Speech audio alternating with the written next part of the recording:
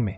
आज हम आपको ले जा रहे हैं एक ऐसी जगह जहां हरियाली सिर्फ सजावट नहीं बल्कि सुकून और खूबसूरती का जादू बिखेरती है। सोचिए जरा, एक सरकारी ऑफिस जहां आमतौर पर दिखती है भीड़, भाग दौड़ और कागजों की खटर पटर, लेकिन जब वही ऑफिस बन जाए हरियाली से घिरा, फूलों की खुशबू से महकता और पेड़ों की छांव से सजा हुआ, तो कैसा लगेगा? जी हाँ, ये नज़ारा है आसनसोल डीएम ऑफिस का, हमारे लैंडस्केप गार्डन प्रोजेक्ट का। यहाँ हमने पौधे ही नहीं लगाए बल्कि एक पूरी कहानी रची है, रंगों, शांति और प्रकृति की। सबसे पहले सीमाओं को सजाया गया कोमल हेड से, कमिनी, ड्यूरांटा एरेक्टा और रंगोन।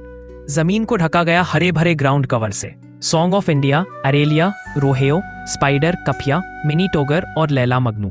फिर रंगों का उत्सव शुरू हुआ, फूलों से, अलामांडा, गुड़हल, प्लम्बेगो, फायरबुश और टोगर। इनकी कलियां हर आने वाले मेहमान का मुस्कुराकर स्वागत करती हैं। और जब खिले फूलों से लदे पेड़, राधाचुरा, अमलतास, बकुल, प्लूमेरिया और पलाश, तब गार्डन की शोभा पूरी हो गई। अब यह ऑफिस सिर्फ काम का ठिकाना नहीं बल्कि प्रकृति की गोद भी है। दोस्तों, यह है इस सफर की शुरुआत, और सबसे खास बात, अगले एपिसोड में हम आपको दिखाएंगे कि इस गार्डन में पानी देने का झंझट भी खत्म हो चुका है, क्योंकि यहाँ लगाया गया है ऑटोमेटिक ड्रिप और स्प्रिंकल वाटरिंग सिस्टम। तो जुड़े रहिए किटू गार्डन के साथ, जहाँ हर पौधा सुनाता है एक कहानी और हर गार्डन बनता है प्रकृति का तोहफा। Okay, so picture this. You need to go to government office. You're probably imagining somewhere, well, very functional, maybe a bit gray, maybe a bit beige. It's usually about efficiency, not exactly serenity. But today, we're doing a deep dive into something totally different.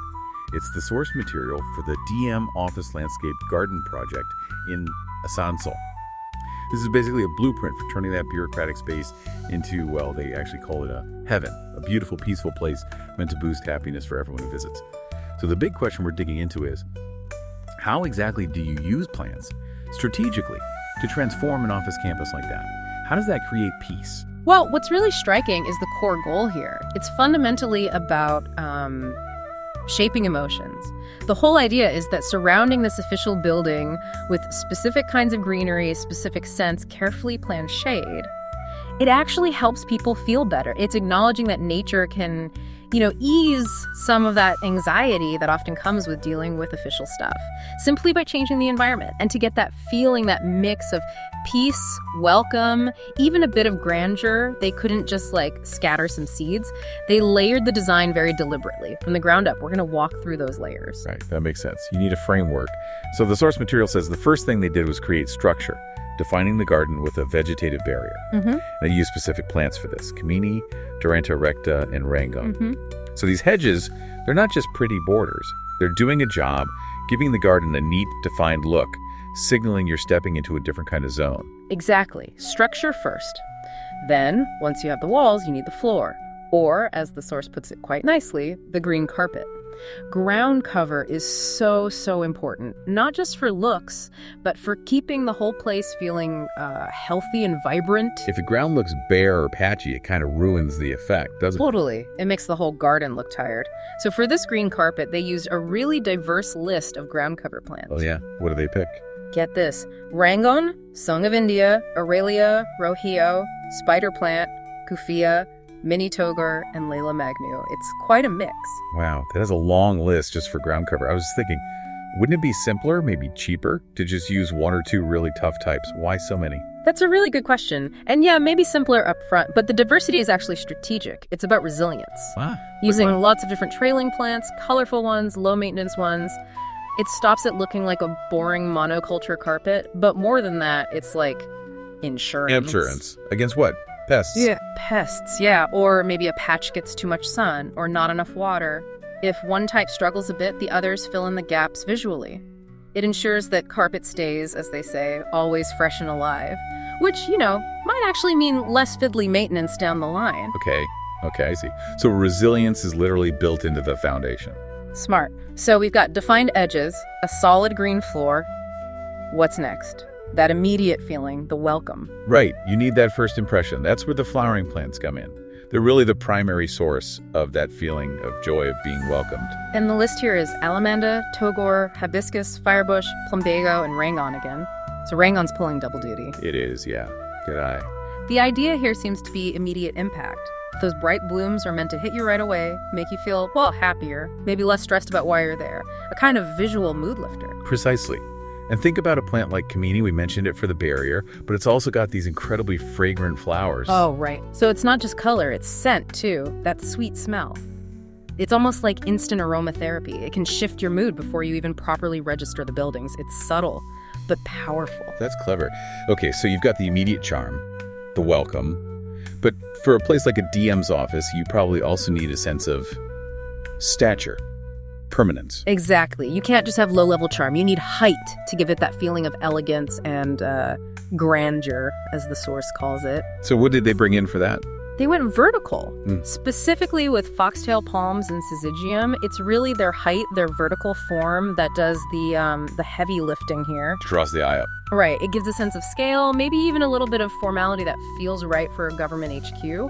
But it's done with green, living things, not cold concrete. Softer. Much softer. These plants provide that stately vertical element, a royal presence, the source actually says, which adds importance, but without being intimidating. They signal this is a place of substance.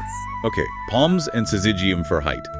But I imagine the real, visual fireworks, the things people remember, are probably the flowering trees. Oh, absolutely. They're the showstoppers. The list is pretty amazing. Furush, Plumeria, Radichura, Amaltas, and Bokul. I mean, the source itself gets quite poetic, describing the golden showers of Amaltas or the bright red blooms of Radichura. Yeah. You can just picture it, right?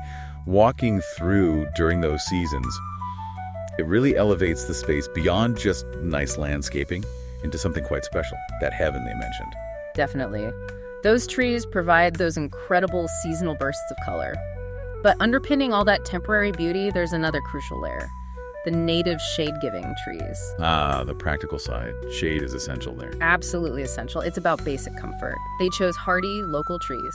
Palash, Kaknar, Tababuia rosea, Krishnachura, and Furush. Their main job is functional, providing cool relief for visitors who might be waiting outside or just resting. Makes sense. But because they're native, they also guarantee the garden reflects the local environment. They change with the seasons, connecting the space to the place, and, the natural rhythm of the year. They're like the living anchors. So putting it all together, you've got this really thoughtful, layered approach.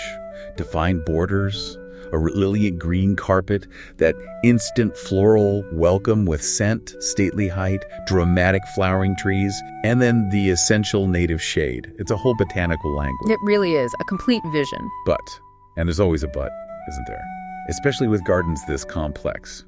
How do you keep it alive? The source mentions the challenge of maintenance, specifically watering something this large and diverse. That feels like a huge hurdle. It's the critical point, really. That vision of peace to every heart, it falls apart pretty quickly if the plants are wilting or if it needs an army of gardeners working constantly, which isn't always feasible for a public office budget. Right. So the sources are clear. They anticipated this. Long-term success needs more than just good intentions. It needs smart tech. Okay, so what's the plan? The plan is installing an automatic watering system. And importantly, it uses both drip and sprinkle techniques. Ah, so not just one system. Why both? Well, they serve different needs. Drip irrigation is super efficient for individual plants, trees, shrubs. It delivers water right to the roots, so you lose very little to evaporation. Very targeted. Okay. But for those big areas of ground cover, that green carpet, you need broader coverage. That's where the sprinkle system comes in. It can cover those larger zones quickly and evenly. Got it. Different tools for different parts of the garden. It's optimizing water use based on the plant type and density. Yeah. That makes a lot of sense. It's the practical step that keeps the whole beautiful story going. Exactly. The automation is what sustains the dream. But that makes me wonder if the whole point is creating this peaceful, natural feeling space to connect people with nature, does relying on hidden, high-tech automation drip lines, programmed sprinklers, somehow change that relationship? Does it make the natural feeling a bit artificial? Less about nurturing, more about engineering. That is such an interesting tension, isn't it? It's right at the heart of a lot of modern landscape design. On one hand, yes, the tech ensures the garden survives and thrives without relying on constant, maybe fallible human effort. It guarantees the story of peace continues. The source says the goal isn't just planting trees, it's bringing dreams to life in green. Maybe the tech is just the unseen scaffolding that lets the dream stand. Does the visitor getting that peace and calm care if it was a timed sprinkler or a person with a hose that morning? Maybe not. as long as the feeling is there. Perhaps the benefit is still delivered. Okay, so wrapping this up, the Asansol project really gives us this detailed plant-by-plant vocabulary for creating a public space that hits all these notes: defined, welcoming, grand, shaded, and crucially, designed to last thanks to that practical planning. It shows the journey from an idea about happiness to very specific plant choices and even watering tech. It absolutely does, and it maps that transition beautifully from the vision of peace right down to the drip and sprinkle systems, which I think leaves us with a really interesting thought to chew on. Yeah. This garden, designed to feel natural and calming, actually requires quite a bit of technology to keep it that way. So, the question for you, listening, might be, when we engineer nature to deliver a specific emotional outcome, like peace, using automation, does that reliance on hidden machinery change how we perceive nature itself? What happens to our connection with the natural world when its survival in these curated spaces depends so heavily on complex systems? Something to maybe think about until our next deep dive.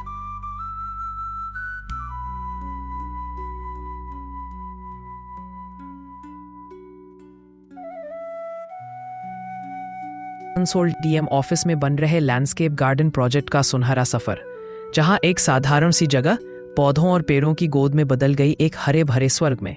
कमीनी, ड्यूरांटा और रंगोन से बनी हरी दीवारें, song of India aralia रोहेओ और mini टॉगर जैसे ground cover, और रंग बिरंगे फूलों से सजा गुड़हल, अलामंडा, फायरबुश और टॉगर सचमुच गार्डन को बना देते हैं अद्भुत और खास। और जब अमलतास की सुनहरी बारिश होगी, राधा चूड़ा और कृष्ण चूड़ा के लाल फूल खिले होंगे, तब यह गार्डन दिलों में बस जाएगा हमेशा के लिए। दोस्तों, याद रखिए, यह सिर्फ पौधों का संग्रह नहीं है, यह एक संदेश है कि अगर हम चाहें तो हर जगह को प्रकृति से जोड़ सकते हैं और हर दिन को थोड़ा और खूबसूरत बना सकते हैं। लेकिन यह तो बस शुरुआत है। अगले वीडियो में हम आपको दिखाएंगे कैसे इस गार्डन में पानी देने का झंझट भी खत्म हो गया है, क्योंकि यहाँ लगाया गया है ऑटोमेटिक ड्रिप और स्प्रिंकल वाटरिंग सिस्टम, जो हर मौसम में इस बगीचे को हरा भरा रखेगा।